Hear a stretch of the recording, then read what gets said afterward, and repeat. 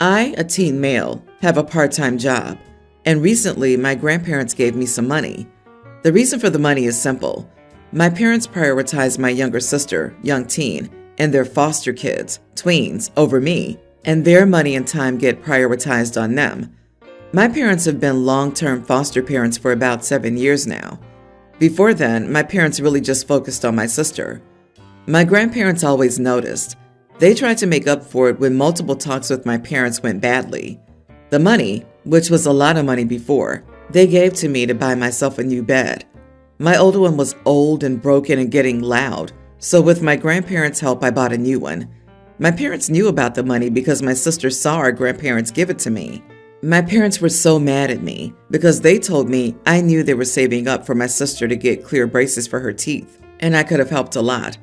I told them I didn't want to help with that they wouldn't help me if I needed them. They told me that's the thing with being the oldest, and most oldest kids don't sulk about it like me. They tried to make me return the bed and get the money, but I refused. My grandparents and parents ended up in a fight over it.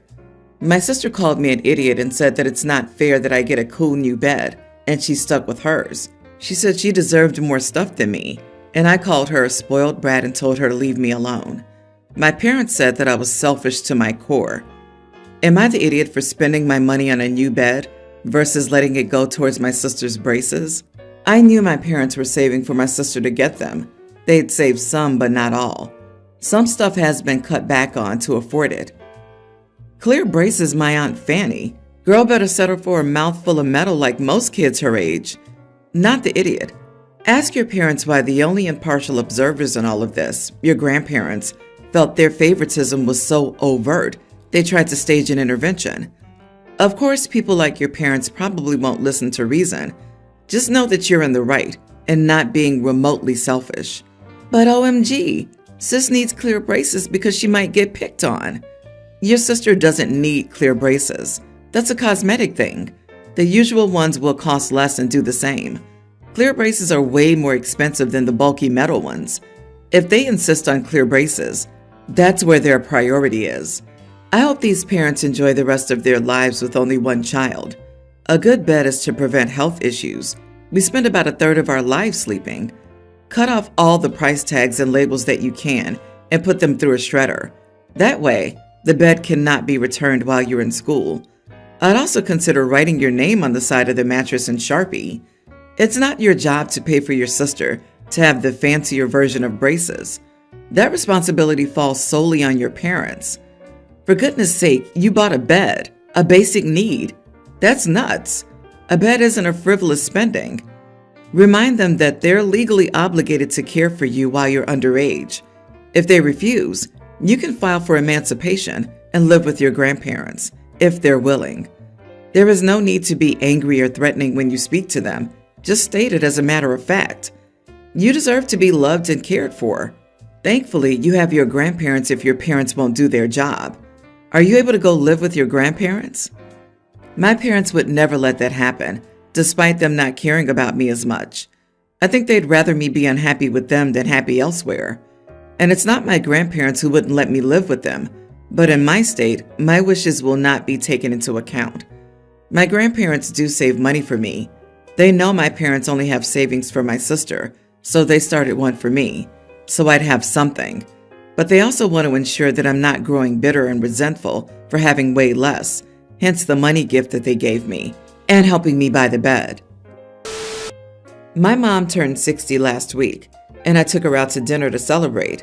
It was her, me, 21 female, my girlfriend, 22, and my mom's best friend. I also spent most of that day with her, shopping, etc. During dinner, she talked about how my half-siblings should have come. I told her she had the option to invite them if she wanted them there, but I couldn't and wouldn't make contact with them. Couldn't because I have no contact info for them, and we're not social media friends. They wouldn't because it's been very clear they want no contact with me. To explain why, my mom was happily married to my half-sibling's dad, and they were a happy family. Then he died. My half-siblings were 12 and under at that time. Mom ended up in a cycle of quick marriages that ended just as fast, and almost 5 years later, I was born from one of the failed marriages. My half-siblings didn't see me as a sibling or as a member of their family. They have always viewed me as an accident, as someone who should never have existed. They did not want me to exist. They didn't want another reminder that their dad was gone and mom was throwing herself at all kinds of men. They wanted a neater family where all the siblings had the same two parents. My sharing only mom was less neat. It was more complicated. I didn't have much to do with the oldest. He stopped coming around once the other two moved out of the house. But before that, he'd come and he ignored me. I got used to it. The other two were close to each other, and because of the age gap too, I was the outsider. It was rough being on the outside when I was small. My mom was never very stable or steady. According to mom's best friend, the death of her husband would always be the death of the woman and mom she was. She loved him, but she found she never loved or found happiness after him. Each new husband was a distraction at best. My contact with my half-siblings lessened over time. They're not very close to mom either, but they check in on her from time to time. They speak to her occasionally. They send cards and stuff for birthdays and Christmas though, for her and not me. I attempted to make contact when I moved out by sending a follow-up request on social media, but they never accepted. That was it. So back to the birthday dinner. I had told mom ahead of time and told her if she wanted my half-siblings there, she'd need to invite them herself. She didn't. Then during dinner, she kept saying how I should reach out, how we should be close. I should have invited them and all kinds of stuff like that. I told her they wanted nothing to do with me and could she please drop it. She kept pushing, and especially on the topic of my relationship with them. We all tried to change the subject. When she wouldn't let it go, my girlfriend and I left early without finishing because I was done. My mom was crying down the phone to me the next day and the day after that, asking how I could leave her. Am I the idiot? Not the idiot. She repeatedly harassed you when told not to. Instead of enjoying what you were doing for her, she decided to make it about something else. Your mom's a grown woman who needs to start taking responsibility for her own emotions and actions. Is there a chance she bugs your half-siblings too, and that's why contact is minimal?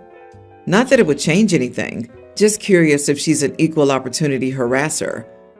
No, I don't think so. I think she loves them too much to pester them like that. I think the biggest driving force of the low contact is that they don't want to be around me or remember that I exist. And since I lived at home longer, they didn't want to risk that they might have to hear me or talk to me. I think she loves them too much to pester them like that. Gee, shouldn't she love you just as much? Maybe ask her about it and tell her that that's the problem. Playing favorites on who to harass and not choosing the ones that caused the entire situation is damaging. I am so sorry your mom is so emotionally stunted. You tried to do a nice thing for her birthday, spend time with her, and how she treated you like you were invisible didn't matter. It's just despicable.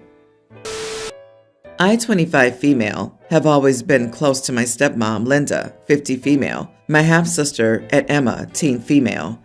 My mom passed away when I was young, and Linda's been like a second mom to me since she married my dad, 56 male, when I was 6. We were a tight-knit family, or so I thought. Recently, I was home visiting for the weekend. My dad was out running errands, and I decided to do some cleaning to surprise Linda. When tidying up my dad's office, I found a hidden drawer in his desk. Inside, I discovered a second phone and some letters and photos of my dad with another woman and a young boy who looked about 5 years old. The woman in the photos looked shockingly young and probably not much older than me. It was jarring to see my dad, who's in his late 50s, and with someone who could easily be mistaken for his daughter. I was shocked and confused. I took the phone and the letters to Linda and Emma. Linda was devastated, and Emma was in tears. We decided to confront my dad when he got home. When my dad returned, we presented the evidence. He couldn't deny it. He admitted he had been having an affair for the past 6 years, and that the boy in the photos was his son. Linda was heartbroken and kicked him out of the house immediately. Emma was furious and refused to speak to him.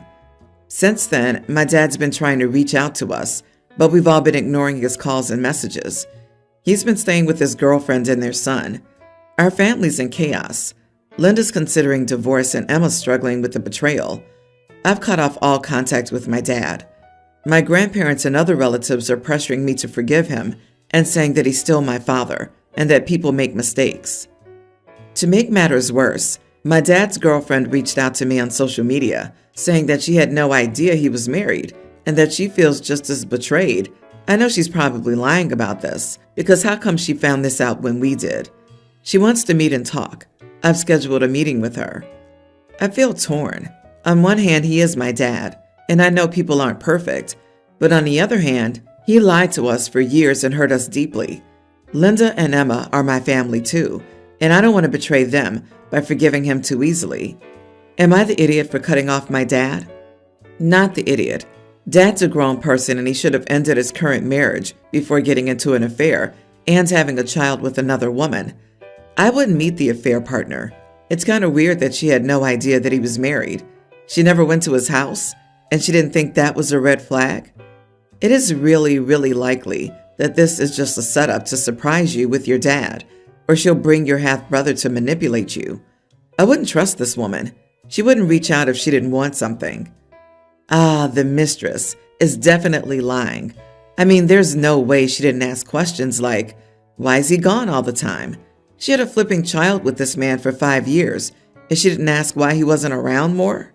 She's absolutely full of crap. She's so lying. 6 years? And she seriously thought he was a traveling salesman? Sure, Jan. A 6-year affair isn't a mistake by any sense of the word. A mistake is a one-time thing. Years long means it was a conscious choice, each and every time. It's not just the cheating, though.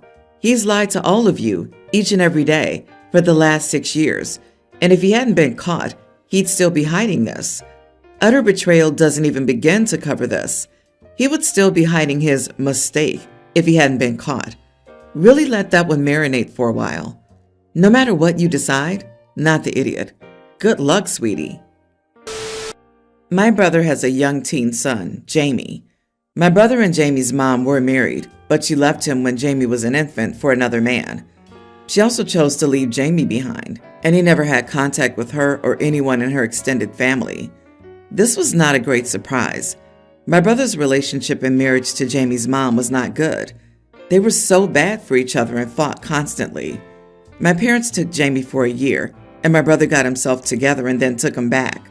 In the time that followed, my brother married and divorced twice more, had 6 live-in relationships, and had a daughter with another woman with whom he had a very brief fling. My brother met my current sister-in-law 18 months ago. They got married because she got pregnant and sped through the relationship, including introducing her and Jamie. Jamie is not interested in his newest sister-in-law or his new half-sibling at all. My brother and sister-in-law tried including him in the pregnancy. They tried to get some photos of them plus my brother's daughter during the pregnancy and initially after sister-in-law gave birth. But Jamie was very clearly there against his will. He didn't want to help pick names. He also went to a friend's house the afternoon that my brother was planning to bring him and his daughter, who he has 1 weekend a month custody of, to meet the baby in the hospital. Jamie rarely talks to sister-in-law. She has to drag the words out of him, according to her and my brother. He refused to help her during the pregnancy and ignored my brother's request that he check in on her after school while she's on partial bed rest during the later stages of her pregnancy. He went straight to his friend's house after school instead.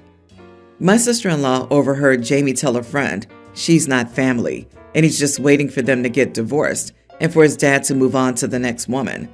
He said he'd prefer his dad to date outside the house all the time, but at least he's beyond the point of caring about any of them or trying to know them. She told my brother, and my brother was furious and grounded Jamie and told him he needed to start treating their family like family. He acts like it's only the 2 of them, but he has 2 siblings. The grounding was extended when Jamie said half-siblings, not siblings, and they're not real siblings either. Sister-in-law was present when my brother mentioned all of this to me and the consequences. He was so mad at Jamie. I could see the anger. I told them that he was being too hard on Jamie, given the history with relationships and wives. It's no surprise Jamie feels like he does, and he should try giving it time and proving Jamie wrong rather than punishing him. My brother told me to shut the heck up. Am I the idiot? Not the idiot. This poor kid has seen his dad bring dozens of women in and out of his life. Is it any surprise that he expects this one to leave too? Your brother constantly involving his son in his flings and relationships is not healthy for Jamie. Introducing mother figures repeatedly is not fair to Jamie at all, and it's valid that he wants to keep out of it. Poor kid should be in therapy for all of this. For his sake, I hope sister-in-law and brother work out so he can have some consistency in his life for a change. When you're on woman number 9 in 12 years, expecting to be the one and stick around is asinine at best. OP, ask your brother to keep it in his pants and stop making babies he has no intention of taking care of. Ask him to get a vasectomy so as not to fill this world further with unwanted kids. Be there for Jamie because he will inevitably take the brunt of his dad's stupidity when the relationship breaks down again and there's yet another kid no one wants to be responsible for. My husband Sam, 39 male, and I, 39 female, are celebrating our 20th wedding anniversary via inviting our family members for dinner. We decided we just wanted to be surrounded by the people we love. I love my sister Charlotte, 35 female, very much. However, her wife Kate, 38 female, has never really fit in with our family. We all love and respect her, of course, but just for context, most of the misfit stems from her being a conservative lawyer and marrying into our super liberal family. Now, I usually would definitely invite Kate to this event, along with Charlotte and their kids. However, during our last family dinner at my parents' house, she made rude comments about my 18-year-old identifying as non-binary. Kate insisted that she's still a she, that this whole thing is made up.